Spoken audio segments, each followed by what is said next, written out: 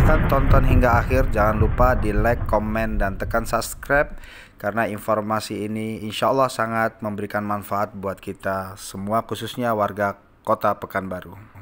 Selamat mendengarkan. Bismillahirrahmanirrahim. Assalamualaikum warahmatullahi wabarakatuh. Waalaikumsalam warahmatullahi wabarakatuh. Sahabat surga dimanapun berada, alhamdulillah wa syukurillah wa ni'matillah wa la hawla wa la quwata illa billah. Allahumma sholli ala Muhammad wa ala ali sayyidina Muhammad. Baiklah sahabat surga dimanapun berada, alhamdulillahirrabbilalamin, bertemu lagi dengan saya Ahmad Fauzi SPDI sebagai pembimbing umrah sekaligus terapis Provinsi Riau. Dan alhamdulillah beberapa menit yang lalu baru saja saya menterapi seorang ustadz yang sangat luar biasa di Kota Pekanbaru Riau, yakni Ustadz Haji Edi Azhar SAG MPDI, dan beliau juga sebagai insya Allah sebagai caleg ya PKS, dan nanti beliau akan utarakan di wilayah mana ya, di dapil mana. Dan saya perkenalkan juga siapakah beliau, yaitu sebagai Ketua Umum IKMI Wilayah Kota Pekanbaru hingga saat ini Ustaz ya. Alhamdulillah. Kemudian pengurus harian MUI Kota Pekanbaru, kemudian komisaris PT Bimalindo Hajar Aswad ya, travel haji dan umroh. Kemudian yang keempat Ketua Yayasan Abi Syantar Pekanbaru. Yang kelima Komisioner Basnas Kota Pekanbaru tahun 2022 hingga tahun 2023. Kemudian yang keenam pengurus FKUB Kota Pekanbaru. Baik, untuk tidak memperpanjang mukadimah, saya akan sedikit berbincang-bincang dengan Ustadz yang sangat luar biasa ini. Yang pertama tentang manfaat bekam terlebih dahulu, karena Allah berikan izin kami berjumpa pada siang hari ini disebabkan karena beliau kontak saya ingin diterapi bekam. Oke, Ustadz Edi Azhar, assalamualaikum. Waalaikumsalam. Apa kabar Ustadz? Alhamdulillah baik. Oke Ustadz, ini sebelum panjang lebar kita bercerita, Anda mau nanya apa yang mendasari antum nelfon Anda pagi tadi ingin terapi bekam? Pertama memang rutin, memang rutin karena kita ini memang diajarkan oleh Rasulullah SAW untuk senantiasa mengobati penyakit, salah satunya dengan cara bekam. Jadi bekam ini sunnah, dicontohkan oleh Nabi, diajarkan oleh Nabi, dan dipraktekkan oleh semua sahabat-sahabat Nabi, dan tentu diikuti kemudian oleh seluruh kaum muslimin dimanapun berada sampai hari ini. Oke, lalu apa yang antum merasakan tadi? Banyak orang bertanya ingin bekam tapi nengok darah semua kayaknya sakit tidak Ustaz? Nah, itu pertanyaan yang jawabannya dinanti-nanti oleh masyarakat sehingga mereka berani dulu. Sakit tidak? Bekam ini tidak seperti yang kita risaukan. Jadi orang yang takut dengan jarum sekalipun, kalau mereka sudah mengawali bekam itu ya geli-geli sayang aja. Bahkan tadi tertidur Ustaz? Ya tertidur ya, bisa tertidur dalam keadaan itu, tertidur juga. Bagaimana, nyaman tidak tadi? Sangat nyaman sekali. Ya. Oke. Terus apa yang menyebabkan ingin dibekam tadi?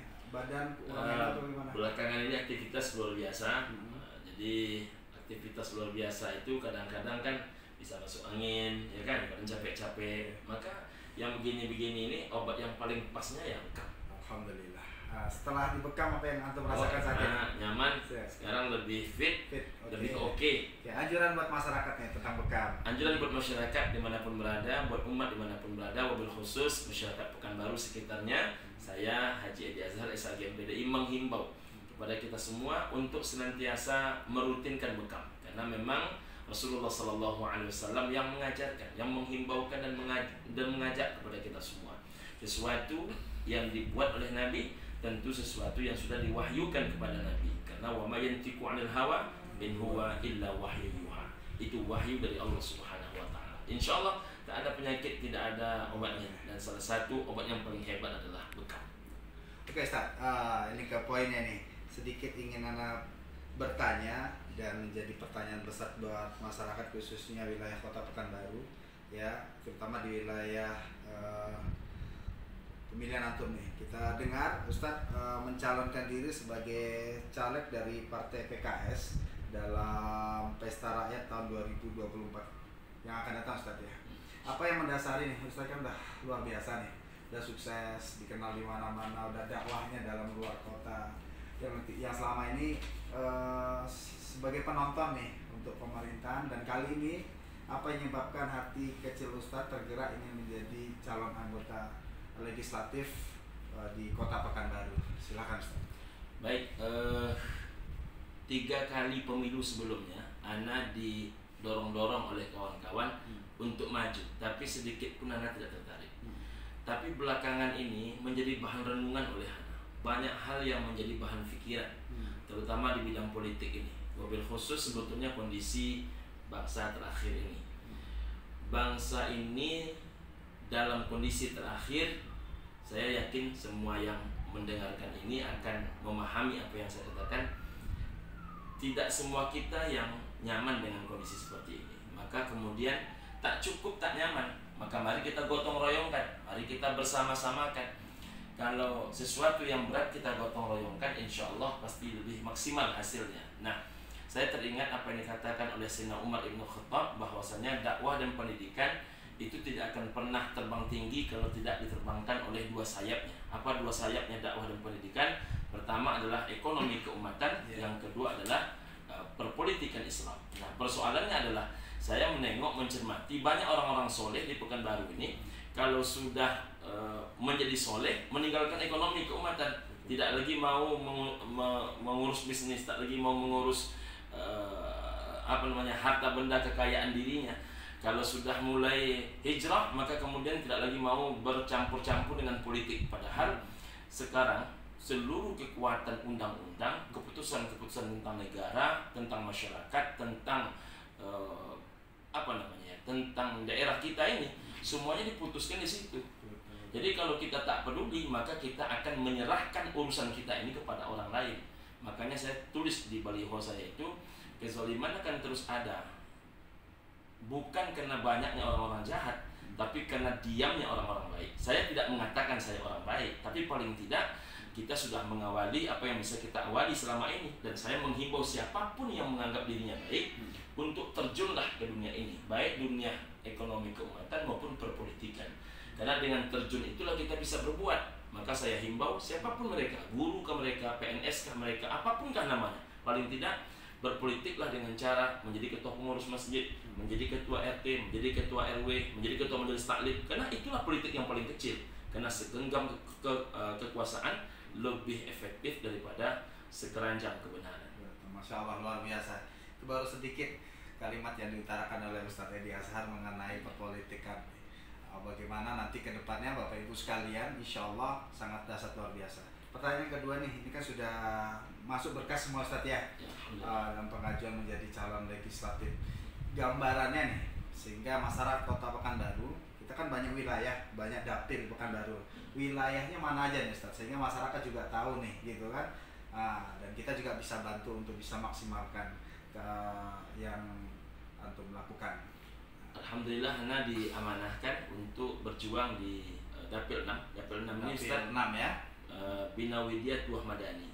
Kalau kita dari travel nih menengoknya, dari ke pangkalnya adalah Teropong, ke ujungnya Arengka, sampai ujung sananya SKA. Kalau ke belakangnya itu sampai ke Sibam, Sakti UK. Kalau ke sininya itu sampai ke dekat Kubang Raya itu, Kubang Raya sebelah sini dan sebahagian. Betul. Kubang ya. Betul, Kubang Raya sebelah sini dengan sebagian Kubang Raya sebelah wilayah perbatasan Kampar Pekanbaru. Betul. Utara itu ya. Betul. Wilayahnya sangat luas. Atau Panam Lama. Panam Lama, kemudian Tampan Lama, sekarang Bina Widya Tuah Madani. Itu basis-basis sangat luar biasa tuh. Kampus, mahasiswa, kemudian tempat tinggal juga wilayah situ Ustaz ya. Insya Allah nanti kita bisa bantu maksimal. Dan Panam ini terkenal sebagai daerah paling banyak para ulamanya, paling banyak pondok pesantrennya, juga daerah kampus, ya kan? Daerah kampus, daerah paling yang selama ini sebetulnya menjadi bisa menjadi percontohan sebenarnya. Dan mudah-mudahan dengan makin banyaknya orang-orang yang peduli kepada politik, makin banyak yang bisa dilakukan. Luar biasa apa yang telah diutarakan. Satu poin yang Anda tangkap dari apa yang Ustaz bicarakan di awal tadi, motivasi terbesar terjun di dunia politik menjadi calon legislatif kata kuncinya nanti pegang dakwah Ustaz ya. Jadi Insya dakwah Allah. selama ini bukan hanya di masjid-masjid, dan saatnya ulama-ulama yang memahami, yang risau terhadap keadaan Indonesia khususnya di wilayah Kota Pekanbaru tidak salah terjun ke perpolitikan supaya ikut ambil bagian untuk bisa memperbaiki yang kurang baik. Jadi motivasinya dakwah ya Ustaz ya. Maaf, sederhananya Ustaz, kebetulan Ana diamanahi menjadi Ketua Umum IKMI wilayah Kota Pekanbaru. Hampir 700 orang mubalik IKMI wilayah Kota Pekanbaru. Tapi kan kemudian sebagai mubalik IKMI kita kan selama ini kan hanya berdakwah melalui lisan. Betul, betul. Dan tidak ada yang bisa kita tandatangani. Iya. Tidak ada yang bisa kita perjuangkan di keputusan, di undang-undang, di perda. teori doang ya. Nah, ya, jadi mudah-mudahan semakin banyak ulama-ulama yang mau terjun di bidang itu hingga kemudian tidak hanya sebatas lisan dakwah ini, tapi kemudian sampai untuk memperjuangkan dalam bentuk sebuah keputusan di tingkat perda dan lain sebagainya. Oke, terima kasih banyak Ustaz. Sama-sama, Ustaz. Sedikit banyak kita bisa memahami apa yang mendasari Ustadz Edi Azhar mencalonkan diri menjadi anggota legislatif.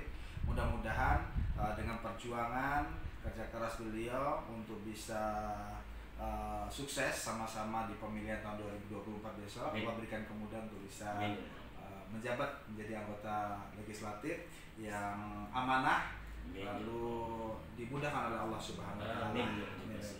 Demikian pemirsa sahabat surga dimanapun berada, sedikit perbincangan saya dengan Ustadz Edi Azhar. Kita doakan beliau bisa melalui proses ini dengan lancar dan dimudahkan oleh Allah untuk mencapai apa yang beliau impikan, karena target dan visi misi beliau sangat luar biasa. Perlu kita support, khususnya teman-teman, pasien, kerabat saya dimanapun berada, dan karib saudara Ustadz Edi Azhar untuk sama-sama mensupport calon-calon yang betul-betul ingin berjuang demi kebaikan wilayah, bangsa, dan negara kita semua.